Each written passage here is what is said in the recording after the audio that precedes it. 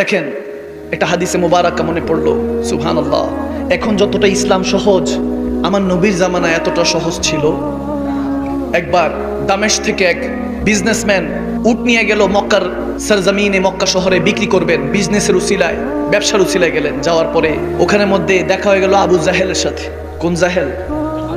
আবু জাহেল, মক্কার সবচেয়ে বড় গুন্ডা, সন্ত্রাস। যখন তার সাথে দেখা হয়েছে, ওই সময় আমার নবী ইসলাম প্রচার করছেন, একদম নতুন নতুন, অল্প অল্প মুসলমান, বেশি মুসলমান না। এখন তো মুসলমান বললেই মুসলমান খুঁজে পাওয়া যায়, তখন এতটা সহজ ছিল না, কঠিন ছিল। যখন ওই তাজের ওই ব্যবসায়ী ব্যবসা করতেছে, দুইটা উট আবু জাহেল দেখে বলতেছে আমার কাছে বিক্রি করো, আমি এটা টাকা দিব। তো সে সরল মনে, সহজ সরল মনে বলতেছে ঠিক আছে। বলে আমার বাসা এখানে কাছেই, আমি কালকে তোমাকে টাকাটা দিব। তো এক দেশ থেকে, দামেস্ক থেকে গিয়েছেন মক্কা শহরে। ওখানে তো তখন হোটেলের ব্যবস্থা, রিসর্টের ব্যবস্থা ছিল না। ওখানে যে থাকবে, একদিনের জন্য থাকবে, ওই ব্যবস্থা ছিল না। কষ্ট মষ্ট করে ছিল, দিয়ে দিয়েছে। যাওয়ার সময় আবু জাহেল বলতেছে এখানে একজন ব্যক্তি আছে, নাম মুহাম্মদ সাল্লাল্লাহু তাআলা আলাইহি ওয়াসাল্লাম। মুহাম্মদ আরবি নামে এক ব্যক্তি আছে, ম্যাজিশিয়ান, নাউজুবিল্লাহ, জাদুকর বলতেছে আমার নবীকে। নাউজুবিল্লাহ পড়ে, তার থেকে দূরে থাকবা, তেনার থেকে দূরে থাকবা, নইলে কালমা পড়িয়ে তোমাকে মুসলমান বানিয়ে নিবে। তোমার তো ওই জামানার বিজনেসম্যান ছিল, এত কিছু বুঝতো না। বলে ঠিক আছে হযরত, দূরে থাকবো। এখন দুইটা উট দিয়ে দিছে আবু জাহেল রে। পরের দিন যখন গেছে, দিছে সিটার রে। সিটার কি আর টাকা দেয়? ক্ষমতাবান, দেখবেন জোর যার মূল্যক তার। দেশের মধ্যে তো এমন অবস্থাও চলে না? যার কাছে টাকা পয়সা আছে, দেখা গেছে জমিনে তো পাই পড়ে না, নিজেরা যে কি একটা মনে করে আল্লাহ মালুম। এমন অবস্থা, সামনে দিয়ে হেঁটে গেলে, যদি বয়স কম বা বয়স বেশি হোক, সামনে দিয়ে হেঁটে গেল, এলাকার মানুষ যদি সালাম না দেয়, ডাক দিয়ে বলবে এই তুমি যে সামনে দিয়ে গেলা, সালাম দিলা না কেন? আওয়াজ দেয় না। এরকম আছে না? আছে না? আছে। মনে করে যে সালামটা তেনাকে দিতে হবে, অথচ সালাম দেওয়ার কথা ছিল তোমার। যার মনে পড়বে সে সালাম দিবে। এরকম ক্ষমতাবান যুগে যুগে ছিল। আবু জাহেলের কাছে সেই বিজনেসম্যান, সেই বিক্রেতা যখন পরের দিন টাকা নেওয়ার জন্য গেল, সে বলে আগামীকালকে আসো। দ্বিতীয় দিন গেল, বলে তারপরে তৃতীয়, বলে আগামীকালকে আসো, আজকে একটু ব্যস্ত আছে। এরকম ঘুরাইতেছে। এরকম কিছু আছে না? টাকা পয়সা নিয়ে ঘুরাইতে থাকে না কিছু? তুই জামানো ছিল, ঘুরাইতেছে, দিবে না। যখন এমন অবস্থা হইলো, ওই ব্যবসায়ী ঘাবড়ে গেল, নিজেকে অসহায় ফিল করছে, আমি কার কাছে যাব? ওই ব্যক্তি চিন্তা করছে আমি কার কাছে যাব, টেনশনে বলতেছে আমার ছোট ছোট বাচ্চা আছে, এখানে মক্কায় থাকার সুযোগ সুবিধা নেই, আমি কোথায় থাকবো? আমার টাকাটা দাও, আমি চলে যাই। তখন সে বলল যে তোর টাকা তোকে দিব না, দেখি কিভাবে নেস। সে গরম দেখানো শুরু করলো, ক্ষমতার বড়াই এই দুনিয়াতেও দেখাতে পারবেন। মনে রাখবেন, একদিন না একদিন এই হিসাব আপনাকে রব্বুল আলামিনের কাছে দিতে হবে। যখন ক্ষমতার বড়াই দিছে, সে এখন কান্না করতেছে, চিন্তা করলো কার কাছে যাব, কার কাছে? সবাই বলতেছে ওখানে মক্কার ওখানে সবাই, আবু সুফিয়ান, উতবা, শায়বা, কুরাইশরা, মক্কার কুফাররা বসে আছে। তাদের কাছে গিয়ে বলল ভাই আমি বিপদে পড়েছি, আপনাদের মক্কা শহরে এসে বিজনেস করছি, ব্যবসা করতে আসছি, দুইটা উট বিক্রি করছি, টাকা দিচ্ছে না, 3 দিন ধরে ঘুরতেছি অসহায়ের মতো। আমার বাল বাচ্চা আছে, ছোট ছোট বাচ্চারা অপেক্ষা করছে দামেস্ক শহরে, চলে যেতে হবে। তখন আবু সুফিয়ান, উতবা, শায়বা, তারা, আবু সুফিয়ান উনি তখন কালমা পড়ে নাই, তখন বলতেছে কে নিয়েছে তোমার উট? কে নিয়েছে? কে টাকা দিচ্ছে না? আমাদের কাছে বলো। সে মনের মধ্যে একটু সাহস পাইলো যে যাক, একজন তো পেলাম যার কাছে মনে দুঃখ বলা যাবে। তেনাদের কাছে বলতেছে এখানে অনেক বড় ধনাঢ্য ব্যক্তি, নাম আবু জাহেল। সবাই মাথাটা নিচু করে ফেললো, মাথাটা নিচু করে বলতেছে সে তো বড় সন্ত্রাস, গুন্ডা, অনেক বড় সন্ত্রাস। সে যদি টাকা না দেয়, নেওয়ার কোনো উপায় নাই। দেখবেন আমাদের সমাজে এরকম ব্যবস্থা আছে, এরকম আছে, ক্ষমতাদার, জানে চিটার, বাটপার, দেশের টাইনে দশেরটা খায়, তাকে আসনে বসায়। আওয়াজ দেয় না? ঠিক কিনা? তাকে দেখা যায় আমরা আসনে এসে বসাই। বোমা মারলো, সূরা ফাতিহা তেলাওয়াত করতে পারবে না, উনি আমাদের নেতা। আবার আসবে কিভাবে আল্লাহর রহমতে? এই দেশের মধ্যে, এলাকার মধ্যে আপনাকে সিলেক্ট করতে হবে যারা আল্লাহর রাস্তায় নিজের জীবনটা উৎসর্গ করেছে, তাকে ইমাম বানিয়ে দেখুন, নেতা বানিয়ে দেখেন, সমাজটা পরিবর্তন হয়ে যাবে। ঠিক কিনা? যখন বলতেছে সম্ভব না, টাকা পাবেন না, সে তো এখন শেষ। চিন্তা করতেছে এখন তাহলে আর কি করবো, এখন আর কি করার আছে? এখন তো আর কোনো কিছু করার নেই। দিশাহীন হয়ে যখন ঘুরছে, এখানের মধ্যে হাদিসে এসেছে শায়বা কাফের মুশরিক ছিল, সে বলতেছে ওই দেখো কাবা শরীফের মধ্যে পিঠটা লাগিয়ে একজন বসে আছে, আমেনা লাল বাবা আব্দুল্লাহ দুলাল মুহাম্মদুর রাসূলুল্লাহ, যাও তার কাছে যাও, গেলে হয়তো বা টাকা পয়সা দিবে। সুবহানাল্লাহ কয়, আমার নবীর কথা বলছে। আবার এই দিক দিয়ে আবার হাসতেছেও। দেখবেন যে যারা টাকা পয়সা থাকে তারা একটু অন্যের দিকে আঙুল দিয়ে, যাস না ওর কাছে যা, তার কাছে গেলে অনেক কিছু পাবি, বইলে আবার হাসতে থাকে। আছে না? আছে না? এরকম খোঁচা একটা মেয়েরা হাসতেছে, বলে যাও ওনার কাছে যাও, জানে আমার নবী তো অল্প আয় করে, নবীর কাছে গেলে এত টাকা কই থেকে পাবে, তারপরও পাঠায় দিছে। বলে ওই যে কাবা শরীফে ওদিকে পিঠ লাগায় দাঁড়ায় বসে আছে, যে ওনার কাছে। তো ওই ব্যক্তি চিন্তা করছে যাবে কি যাবে না, কাছাকাছি গিয়ে দেখতেছে আমার নবী চোখ বন্ধ করে আছে, আল্লাহর জিকিরে হয়তো বা মগ্ন, চোখ বন্ধ করে আছে, নবীজির কাছে এসে আস্তে চুপটি করে ওই ব্যক্তিটা বসে আছে, চিন্তা করছে বলবো কি বলবো না। চিন্তা করতে করতেই সে বলতেছে এমন দুইটা কথা আমার নবী বললেন যে ওই কথা শোনার সাথে সাথে বলতেছে এই অসহায় এই নগরীতে, মক্কা নগরীতে ঘুরছিলাম, নবীর ওই সময় ওই ব্যক্তি ওই নবীজির দুইটা কথা শুনে মনের মধ্যে প্রশান্তি এসে গেল। নবীজির চোখ মোবারক খুলে, চোখটা খুলে বলতেছে ভিনদেশী মনে হয়। এই কথাটা যখন বলছে সে তখন মনের মধ্যে পেরেশানিটা অর্ধেক দূর হয়ে গেছে। দ্বিতীয় কথা বলতেছে মনে হচ্ছে বাবা তুমি অনেক পেরেশান। সুবহানাল্লাহ, দেখেন কেমন নবীর উম্মত আমরা। আল্লাহু আকবার। সে নবী চিনে না জানে না, তাকে ভালোবাসতো। আর আমার সেই নবী বলে যে উম্মতরা আমাকে ভালোবাসবে শেষ জামানায় তাদেরকে আমি 7 বার মোবারকবাদ জানাই যারা আমাকে দেখে নাই কিন্তু আমার কালমা পড়েছে। সুবহানাল্লাহ। নবীজি বলতেছে টেনশন করিস না, কোনো টেনশন করার কিছু নেই, চলো। নিয়ে গেল বাসায়, কোনো জানা নাই, পেহচান নাই, কোনো পরিচিত নাই। নবীজি নিয়ে গেল বাসায়, নিয়ে একটু দুধ দিচ্ছে, খেজুর দিচ্ছে, খাবার আপ্যায়ন করলো। করার পর এখনো জিজ্ঞেস করে না কি সমস্যা। নবীজির সমস্যা শোনার আগে বলতেছে টেনশন করিস না, জুবান দিয়ে যা বলবি আল্লাহ তাই কবুল করবে। টেনশন করিস না, পেরেশান হইস না, খাবার খাও। খাবার খাওয়ানোর পরে আমার নবী বলতেছে এবার বলো বাবা কি সমস্যা। বলে হুজুর আপনি তো অনেক ভালো মনের মানুষ, সরল মনের, আপনার জুবান দিয়ে যে কথাই বের হচ্ছে মনের মধ্যে প্রশান্তি চলে আসতেছে, কেমন জানি মনে হচ্ছে এই মক্কা নগরীতে আপনি আপন ছাড়া আর কোনো আপন নাই, সব পর শুধু এক কেবলমাত্র আপনি আপন। আপনার কাছেই বলি আমি এসেছিলাম দামেস্ক থেকে 2টা উট নিয়ে, শেষ সম্বল এগুলোই ছিল, এসেছি বিক্রি করেছি। এক ব্যক্তি ধনাঢ্যবান, ক্ষমতাবান, সে অনেক টাকার অধিকারী, সে 2টা উট নিয়ে গেল, বললো পরের দিন টাকা দিবে, 3 দিন ধরে ঘুরাচ্ছে, টাকা দেয় না। আজকে তো জানিয়ে দিয়েছে টাকা দিবে না, ক্ষমতা থাকলে নিয়ে যা, এভাবে বলে দিয়েছে, কি করবো বুঝতেছি না। নবীজি তখন বলে যে সমস্যা নাই, চলো তার কাছে। আমি নবী মুস্তাফা সহ তুমি সহ যাবো। সুবহানাল্লাহ, আমি সহ তুমি সহ যাবো, সমস্যা নেই চলো।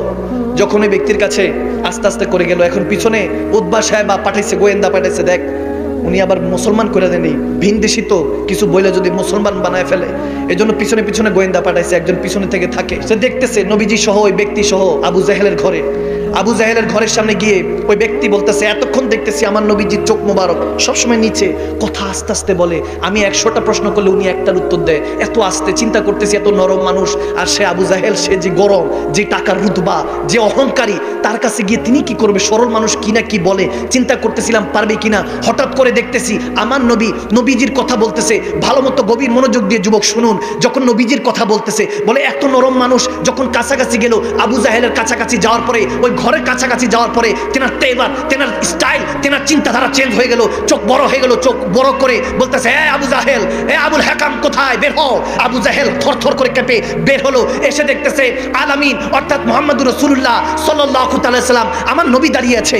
দেখতেছে যে ওই আলামিন যাকে সত্যবাদী হিসেবে খেতাবাদ দিয়েছে তিনি দাঁড়িয়ে আছে। বলতেছে এই আবু জাহেল তুমি তার টাকা কেন আটকে রেখেছো, তাড়াতাড়ি টাকা নিয়ে এসো। সে আবু জাহেল বলতেছে হ্যাঁ হ্যাঁ আমি এখন নিয়ে আসতেছি। দৌড়া গিয়ে টাকা এনে ওই লোকের হাতে দিয়ে দিল।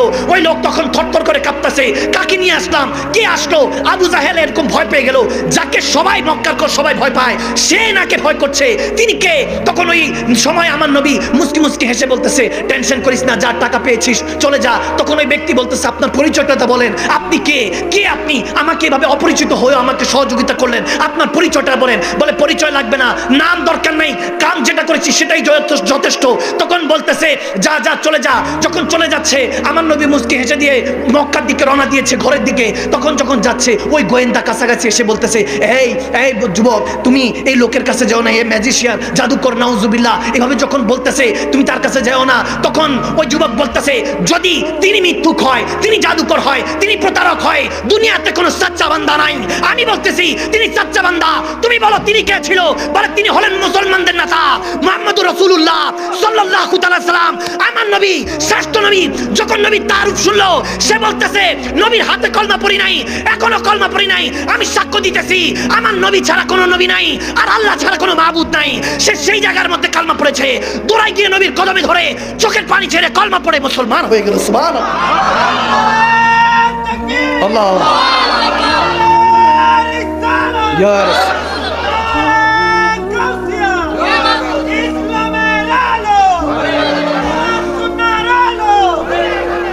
সে নবীর শান কম না বেশি? আমার নবীর শানটা বাড়িয়েছেন কে? আওয়াজ আসে না কে?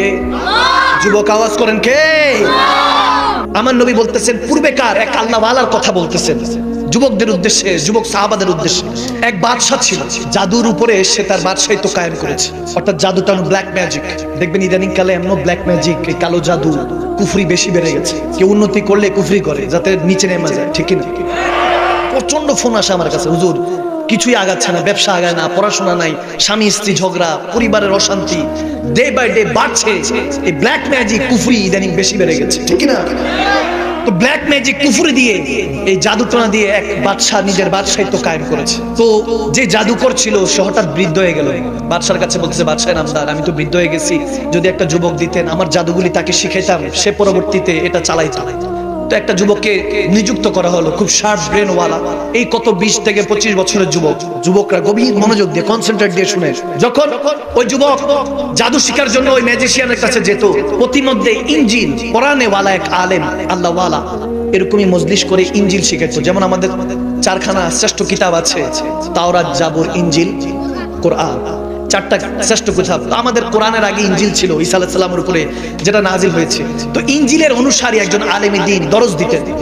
যখন দরজ দিচ্ছেন ওই যুবক দেখতেন যে অনেক মানুষ সমাগম হয়, একজন হুজুর পড়ায়, ওখানে গিয়ে বসতেন। দেখতেছে ওই জাদুকরের থেকেও আল্লাহর ইনজিলের কথা, আল্লাহর কথাগুলি আরো বেশি ভালো লাগে, সুবহানাল্লাহ, ভালো লাগে শুনতো। যখন শুনতেছে হঠাৎ তার মন চাইতেছে যে ইসলাম ধর্ম গ্রহণ করি। এখন ধর্ম যখন গ্রহণ করবে, সে পরীক্ষা করলো কি একদিন যাচ্ছে ওই জাদু শিকার জন্য, জাদুকরের কাছে যাচ্ছে, প্রতিমধ্যে দেখতেছে এক বিষাক্ত সাপ থানা তুলে বসে আছে। সে একটা পাথর নিয়ে বলতেছে, সে তার প্রভুর কাছে যাকে সে মানে বলতেছে যে আমার প্রভু হন না কেন, যদি সত্যি ওই জাদুকর সত্যি হয়ে থাকে তাহলে এই পাথর দ্বারা এই সাপটা মরে যাবে। তারপরে সে পাথরটা নিক্ষেপ করলো, দেখে যে সাপ মরে না। আরেকটা ছোট্ট পাথর নিল, বলতেছে এত বড় সাপ, যদি ওই আলেম, ওই হুজুর যদি সত্যিকার হয়ে থাকে তাহলে এই পাথর নিক্ষেপ করার সাথে মরে যাবে। ওই ছোট্ট পাথরটা নিক্ষেপ করলো, সাপটা ওখানে মারা গেল। সুবহানাল্লাহ। তখন বুঝতে পারলো যে এই ইনজিলের কথা, ঈসা রুহুল্লাহর কথা সত্য, আল্লাহর দ্বীন সত্য। সে ওখানে এসে কালমা পড়ে মুসলমান হয়ে গেল। সুবহানাল্লাহ বলে। দিন যেতে সে ওই জাদু বাদ দিয়ে দিল, দিনের পথে চলা শুরু করলো। এখানের মধ্যে দেখা যায় যে ইমামগণরা একটা নুকতা বয়ান করেছে যে ওই সাদা চুল ছাড়া সাদা দাড়ি যখন হবে তখনই বেলায়েত, আল্লাহ রাসূলের রুহানি ক্ষমতা আপনার ভিতর প্রবেশ করবে, এমনটা নয়। যৌবন বয়সের মধ্যে আল্লাহ রাসূলের প্রেম হয়, ঠিক না? আপনি যেমনটা ইরাদা করবেন তেমনটা ভাবে আপনার অবস্থান তৈরি হবে। যখন ওই যুবক এভাবে দিনের পথে চলছে, অনেক নাম ডাক হয়ে গেল, সবাই তার কাছে সিরিয়ালের দোয়ার জন্য আসে, যে ওই হুজুরের কাছে গেলে, ওই যুবকের কাছে গেলে দোয়া কবুল হয়। যখন যাওয়া শুরু করলো, ওই ম্যাজিশিয়ান, ওই জাদুকর যে জাদুটনা করতো, কুফরি করতো, সে একদিন অসুস্থ হয়ে গেল বৃদ্ধ অবস্থায়। সকল হাকিম ডাক্তার দেখালো, কেউ তার চিকিৎসা দিতে পারছে না। এমন অবস্থায় কেউ একজন বললো যে হুজুর, একজন ব্যক্তি আছে, যুবক আছে, যার দোয়া মালিক কবুল করে, তিনি চাইলে সুস্থতা হতে পারে। তখন ওই যুবককে ডেকে আনা হলো। যুবক বলতেছে, আমি তো দোয়া করবো, শেফা আল্লাহ দিবে, কিন্তু শর্ত হলো তোমাকে কলমা পড়তে হবে। সুবহানাল্লাহ। এখন জাদুকর সে বাঁচা দিল কথা, চাচা আপনার প্রাণ বাঁচা, একটা কথা আছে না, বাঁচা দিল কথা, বলতেছে ঠিক আছে আমি কলমা পড়তে রাজি আছি, কিন্তু সুস্থতা চাই। তখন সে সাথে হাতটা তুললো, আল্লাহ রাব্বে করিম তাকে সুস্থতা দান করলো। সে তাড়াতাড়ি কলমা পড়ে মুসলমান হয়ে গেল। ওই জাদুকর মুসলমান হয়ে গেল। মুসলমান হওয়ার পর রাজার ডাক করলো, ওই বাদশা ডাক দিল, ওই জাদুকরকে ডেকে বলতেছে ঠিক আছে আসো। ওই জাদুকর কোথায়? আসার পরে বাদশা বলতেছে কি খবর তোমার, নাকি অসুস্থ হয়েছিলা? বলে আমাকে সুস্থ করে দিয়েছে আমার আল্লাহ। বলে আমি হলাম খোদা, আবার কে আবার প্রভু? সে নিজেকে সেজদা করাতো ওই বাদশা, নাউজুবিল্লাহ। তখন বলতেছে তোমার যে রব, আমাকে যিনি সুস্থ করেছেন, সেই রব এখনো তোমাকে দেখছে, আমাকে দেখছে, আমি তেনার কলমা পড়ে মুসলমান হয়েছি। তখন বাদশা তার জোর খাটালো, জোর যার মূল্যক তার জোর খাটালো, বললো কে তোমাকে এই কালমার দাওয়াত দিছে? ওই যুবকের কথা বলা হলো, যুবককে ধরে আনা হলো এবং ওই আলেমী দ্বীনকে শহীদ করে দেওয়া হলো, হত্যা করলো, তেনাকে মেরে ফেলা হলো। যুবককে বলতেছে তোকে কে বাঁচাবে দেখবো, কোন সে রব তোকে বাঁচাবে? বলতেছে না, আমি সেই রবের দিকে ফিরে গিয়েছি, তওবাতুন নাসুহা ওয়া তাওবাতুল ক্বাবলাল মাউত, মৃত্যুর আগে তওবার রাস্তা খোলা আছে। ওই বাদশাকে সে বলল যে তওবা করে ফিরে আসো, আল্লাহর কাছে হিসাব দিতে হবে, তুমি ক্ষণস্থায়ী দুনিয়াতে চিরস্থায়ী হুকুমত চালাতে পারবে না। যখন এই কথাগুলি বলতেছে, বলে তোমার অবস্থা এখন ওই যুবককে ছেড়ে দিচ্ছে, তোমাকে এখনই ধরাশায়ী করছি। তখন প্রজাদেরকে দিয়ে বলতেছে যাও এই যুবককে যাও, এর কারণে অনেকে মুসলমান হয়ে যাচ্ছে, তাকে পাহাড়ের চটি থেকে ধাক্কা দিয়ে ফেলে দাও। যখন শত শত প্রজা নিয়ে ওই যুবককে পাহাড়ের কাছে নেওয়ার উপক্রম হলো, তাকে ধাক্কা দিবে, এর আগে দিয়ে যুবকটা দুটো হাত তুললো, বললো আল্লাহ আমার জন্য নয়, তোমার জন্য হেফাজত করো, আল্লাহ আমার ইজ্জতের জন্য না, কারণ মুমিন নিজের জানের কোনো পরোয়া করে না, জানে মৃত্যু তো আসবেই, আজ নয় কাল। মৃত্যু তো একটা সেতু, এই পার থেকে ওপার, এই পারে ইহকাল, ওই পারে পরকাল। এই কালে দুনিয়ার জিকিরে, আল্লাহর জিকিরের মধ্যে ব্যস্ত থাকবো, ওখানে আল্লাহ অপেক্ষা করছে, ওয়েট করছে আমার জন্য, রাসূলুল্লাহ ওয়েট করছে। এই চিন্তার মধ্যে বলতেছে আল্লাহ তোমার জন্য, তোমার শানের জন্য হেফাজত করো। তখন সাথে সাথে আল্লাহর একটা গজব পড়লো, ওই যত প্রজা আছে সব পাহাড় থেকে পড়ে গেল। পাহাড় থেকে পড়ে যখন ওখানে শেষ, যুবক আবার বাদশার দরবারে হাজির, বলে দেখছেন বাঁচানেওয়ালা তো আল্লাহ, আমাকে হেফাজত করছে। কি করবেন? বাঁচানেওয়ালা কে? আওয়াজ না কে? আল্লাহ তো হেফাজত করছে, এখন কি করবেন? তখন সে বাদশা বলছে দাঁড়াও তোমার আবার দিতেছি। তখন সবাই মনে বলে যে বাদশা বলতেছে একে নিয়ে যাও সমুদ্রের মধ্যে, জাহাজ থেকে ধাক্কা দিয়ে সমুদ্রের পানিতে ফেলে দিবা। তখন সবাই মিলে তাকে সমুদ্রে নিয়ে গেল। নেওয়ার পরে বলতেছে যে এখনই ধাক্কা দিবে। তখন সে আবার হাত তুললো, বলে আল্লাহ আমার জন্য না, তোমার জন্য, তোমার জন্য হেফাজত করো। দিনকে প্রতিষ্ঠিত করতে চাই, সবার জুবানে তোমার কালমা, তোমার নামটা নামাইতে চাই। আল্লাহ সবাই তো নাদান, বুঝবে না, আল্লাহ হেফাজত করো। বলতে দেরি নাই, তেরি দুয়া না সর সে মালুল হুই, ইহা জুবান সে নিকলি মহা কবুল হুই। যখন জুবান থেকে দোয়া বের হয়ে গেল, সাথে আল্লাহর গজব আসলো, ওখানের মধ্যে সমস্ত প্রজা ওখানে নাস্তানাবুদ হয়ে গেল। যুবক আবার হেফাজতে ফিরে আসলো। সুবহানাল্লাহ। যখন আল্লাহ তেনাকে হেফাজত করলো, শেষের দিকে চলে আসলো, এরপরে বাদশার কাছে এসে বলছে দেখছেন আল্লাহ বাঁচানেওয়ালা কে? আওয়াজ দেন, বাঁচানেওয়ালা কে? রাখে আল্লাহ, মারে কে? তুমি মারতে চাইলেও তো মারতে পারবে না। বাদশা বলে তোকে নিয়ে তো অনেক বিপদে আছি। বলে কিভাবে মারবো? তখন বলতেছে আমি এমন একটা পদ্ধতি বলবো, মারতে পারবা। পদ্ধতি আমি বলবো, তুমি চাইলে মারতে পারবা না, তিনি চাইলে মারতে পারবে, তিনি চাইলে সব পারে। তখন সে বাদশা বলতেছে কি? বলতেছে আমাকে একটা গাছের মধ্যে বাঁধবা, বাঁধার পরে আমাকে তীর নিক্ষেপ করবা আমার মাথা বরাবর। কি বলে নিক্ষেপ করতে হবে সেটা আমি তোমাকে বলবো, তবে শর্ত হলো তোমার যত প্রজা আছে এই দেশের, এই রাজ্যের সমস্ত প্রজাদের সামনে আমাকে মারতে হবে, আমাকে মারতে হবে, কাতাল করতে হবে। রাজা তো খুশি, বাদশা খুশি, বলছে ঠিক আছে এই অবস্থা হবে। সবাইকে ডাকা হলো, গাছের মধ্যে যুবককে বাঁধা হলো। বাঁধার পরে এখন যখন তীর নিক্ষেপ করবে, তখন ওই যুবক বলতেছে দেখেন ঈমান, দেখেন ঈমান, মুসলমান আমাদের ঈমানের শক্তি এখন সমস্ত কিছু ইহুদি নাসারাদের কবলে পড়ে ধ্বংস হয়ে যাচ্ছে। সে যুবকের কথা আমার নবী মদিনাতুল মুনাওয়ারায় সমস্ত সাহাবাদের সামনে বলতেছিলেন যে যুবক এরকম ঈমানদার হও যাতে তোমার জুবান থেকে বের হতে দেরি হবে না, কথা রব্বে করিম কবুল করতে দেরি না হয়, এরকম জুবানের তাসির তোমার জুবানে আনো। যখন এরকম অবস্থা হলো, ওই যুবক বলতেছে এখন আমার মাথার বরাবর তীর নিক্ষেপ করো, কিন্তু শর্ত হলো যখন তীর ছাড়বা তখন আমার রবের নাম নিবা। তখন ওই তীর নিক্ষেপকারী বাদশা বলতেছে আল্লাহু আকবার বলে তীর যখন নিক্ষেপ করলো, আমার আল্লাহর নাম নেওয়ার সাথে সাথে তীরটা সেই যুবকের মাথা চিরে যখন পার হয়ে গেল, রূপ বরবাদ করে গেল। সাথে সাথে এই পরিস্থিতি দেখে যে এতদিন ধরে যে যুবককে মারতে পারে না, কোন শক্তি, সেই কোন ক্ষমতা এই যুবককে শেষ করতে পারে নাই, তখন দেখে আমার মওলার নাম নেওয়ার সাথে সাথে আল্লাহ তাকে শহীদের দরজা দিয়ে দিল। আর ওইখানে সমস্ত প্রজা বাদশারা এই কারামত, এই অবস্থান দেখে কালমা পড়ে মুসলমান হয়ে গেল। সুবহানাল্লাহ।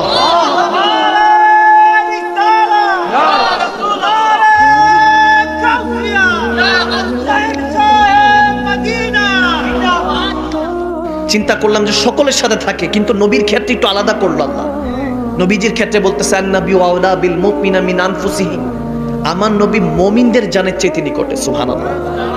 এখন দেখেন রগের মধ্যে রক্ত চলে, রক্তের মধ্যে জান চলে, জানের মধ্যে প্রাণ চলে, আর আল্লাহ বলেন আমি রগের চাইতে নিকটে থাকি। শরীরের যে কোনো অংশ যদি কাটা যায়, সেলাই করলে, ব্যান্ডেজ করলে ভালো হয় কি হয় না? আওয়াজ দিতে হবে, আওয়াজ দিতে হবে, হয় কি হয় না? যুবকরা তোমরা আছো তো, আমার যুবক ইয়ংস্টার আছো, দুটা হাত তুলে দিয়ে আল্লাহকে দেখে আছো। আজকে শিখে যাব কিভাবে আল্লাহ আল্লাহ রাসূলকে পাওয়া যায়, ঠিক না? আল্লাহ কবুল করুক, আমিন বলেন, আমিন বলেন। গভীর কনসেন্ট্রেট যুবক, শেখা খায়া বেকা হয়ে যান, তারপরে হেডফোন কানে লাগায় কানতে থাকেন বিরহর গান ছেড়া। এই জিন্দিগিকে বাদ দেন, তালাক দেন। এই জিন্দিগি আপনাকে কিছু দিবে না। যদি আল্লাহর সাথে বন্ধুত্ব লাগান, রাসূলুল্লাহর সাথে মহব্বতের সম্পর্ক লাগান, যুবক জুবান দিয়ে যা বলবেন আল্লাহ তা কবুল করবে, ঠিক কিনা? আওয়াজ দেন, ঠিক কিনা?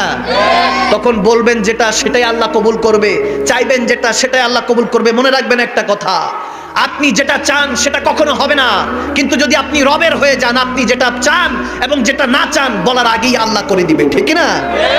ভাইরা আমার, বাবার আমার, চিন্তা করলাম আমার নবীর ক্ষেত্রে আল্লাহ বলেন আন-নাবী আওলা বিল মুমিনিনা মিন আনফুসিহিম, নবী জানের চাইতে, মুমিনদের জানের চাইতে নিকটে। মুমিনদের কাদের? আওয়াজ দেন, কাদের? কওমিনদের না, মুমিনদের। মুমিনদের জানের চাইতে নিকটে নবী থাকেন, বলেছেন কে? আওয়াজ দেন, কে? আর আল্লাহ সকল বান্দাদের নিকটে থাকেন, ঠিক না? চিন্তা করলাম, আল্লাহ তুমি যে জায়গার কথা বলেছো, এখানে যে ঘাড়ের এখানে একটা রগ আছে, হাত পা কাটা গেলে সেলাই করলে ভালো হয়ে যায়, এই দিক দিয়ে গর্দান দিয়ে যদি কাটা যায় বাঁচার উপায় আছে? আওয়াজ দেয় না আছে? আপনাদের রাজার গাছ জমিনে মনে গর্দান কেটে গেলেও বাঁচার উপায় আছে? এরকম কি আছে? চিন্তা করছেন? আল্লাহ বলতে পারতেন আমি হাতের, বাহুর, বুকের যে কোনো একটা জায়গায় বলতে পারতেন। আল্লাহ এমন জায়গার কথা বলছে, এর ঘাড়ের চেতে যে রগ আছে, এই রগের চেতে নিকটে আমি আল্লাহ থাকি, কেটে গেলে আর বাঁচার উপায় নাই। সেই রগের চেতে নিকটে আল্লাহ থাকেন। মালিককে জিজ্ঞাসা করলাম, মাওলা তুমি শাহী রগের চাইতে নিকটে থাকো, রগের মধ্যে রক্ত, রক্তের মধ্যে জান, জানের ভিতরে প্রাণ, প্রাণের চাইতে নিকটে নবীকে রেখেছো। যদি মুমিন হয় তুমি বলতেছো আন-নবী আলা বিল মুমিনিনা মিন আনফুসিহিম, আমার নবী জানের চাইতে, মুমিনদের জানের চাইতে নিকটে থাকে।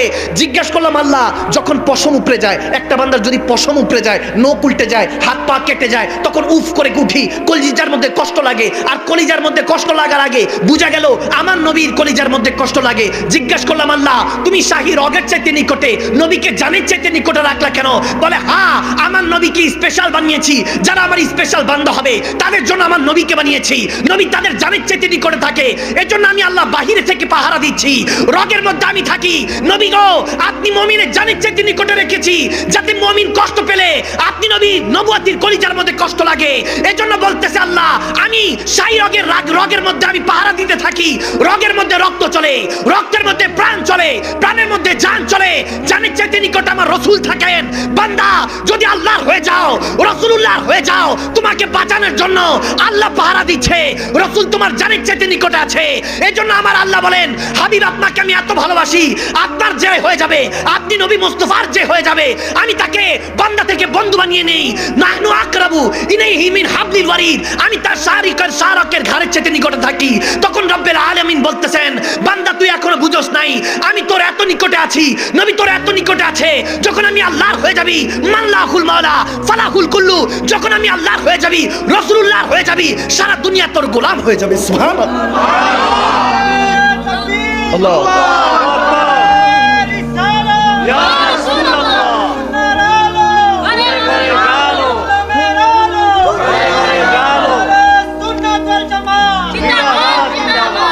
একবার উচ্চ আওয়াজে পড়েন সুবহানাল্লাহ। কষ্ট হচ্ছে বাবা, ভাইরা আমার, বাবারা, আপনি দামি, নিজেকে সস্তা বানিয়ে রেখেছেন। আপনি কত দামি আপনি নিজেও জানেন না। এই যে ছোট ছোট বাচ্চারা, ঈসা আলাইহিস সালাম বসে আছে, শেষ নবীর উম্মত হবে বিধায়, শেষ নবীর উম্মত আপনি আমি, শ্রেষ্ঠ নবীর শ্রেষ্ঠ উম্মত, ঠিক না? আর উম্মত খালি ঝগড়া তাফারুক বিশৃঙ্খলা নিয়ে ব্যস্ত। কোথায় উম্মতকে এক করবেন? ওয়াতাসিমু বিহাবলিল্লাহি জামিআ ওয়ালা তাফারাকু। আল্লাহ বলেন এক রশির মধ্যে হয়ে যাও, রাসূল নামে রশি ধরে যেতে হবে খোদার ধারে, ঠিক না? সেটার মধ্যে আমরা নাই, আমরা আছি শুধু বিশৃঙ্খলা।